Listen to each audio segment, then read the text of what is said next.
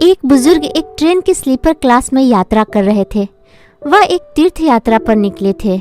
सुबह के वक्त एक युवक ने अपने दूसरे सहयात्रियों से पूछा कि क्या किसी का पर्स खोया है। बुजुर्ग ने कहा कि उनका पर्स खोया है। युवक ने पूछा, पर्स के अंदर क्या है? बुजुर्ग ने कहा कि उनके पर्स में बाल कृष्ण की फोटो है। युवक से अपना पर्स वापस लेते समय बुजुर्ग ने कहा, इस पर्स की भी एक कहानी है। सहयात्रियों को आश्चर्य हुआ कि पर्स की क्या कहानी हो सकती है। उन्होंने बुजुर्ग को पर्स की कहानी बताने के लिए कहा। बुजुर्ग ने शुरू किया, जब मैं 7वीं कक्षा में था तो मेरे पिता ने मेरे जन्मदिन पर मुझे इस पर्स को उपहार में दिया था।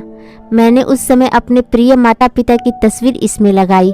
जब मैं कॉलेज में था तब मैंने अपने माता पिता की तस्वीर निकाल दी और इसमें अपनी तस्वीर लगा ली, क्योंकि मैं अपने को युवा और सुंदर समझता था।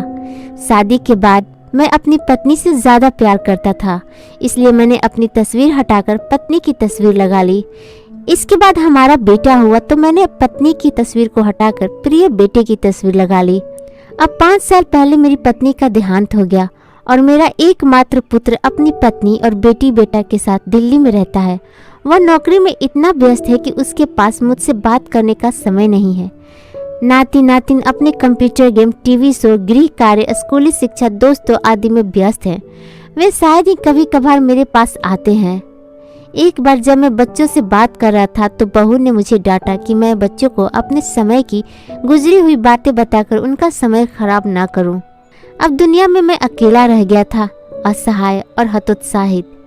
परिवार में कोई भी मुझसे बात करने के लिए नहीं था। आखिरकार मुझे भगवान कृष्ण को बच्चे के रूप में प्यार करना पड़ा और मैं उनकी तस्वीर इस पर्स में रखता हूँ। वह जीवन में मेरा सर्वश्रेष्ठ साथी साबित हुआ है। यद्यपि वह हमेशा से मेरे साथ था, पर मैंने कभी उसकी तरफ ध्यान नहीं दिया।